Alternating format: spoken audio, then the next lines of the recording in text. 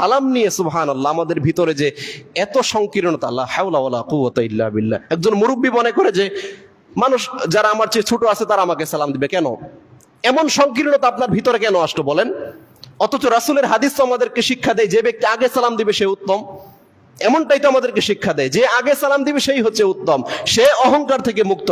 তার মানে আপনি কেন সালামের আশায় বসে থাকেন যে ওই ছেলে আমাকে সালাম দিবে, এই ছেলে রাস্তা দিয়ে হেঁটে যাবে আমাকে সালাম দিবে, ওই ছেলে আমাকে সালাম দিল না, এই ছেলেটা অসভ্য বেয়াদব।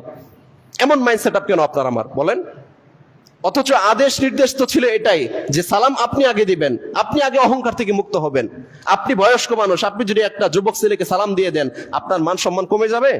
বরঞ্চ আল্লাহর দরবারে আপনি নিরহংকার ব্যক্তি হিসাবে পরিগণিত হবেন, নিরহংকার ব্যক্তি হিসাবে। তাহলে এমন মাইন্ডসেট আপ কোথা থেকে আসলো আমাদের? আর কিছু মানুষ আছে সমাজের যারা সালামের জবাব নেওয়ার জন্য হা করে থাকে সব সময় যে আমাকে সালাম দিবে, আমি সালাম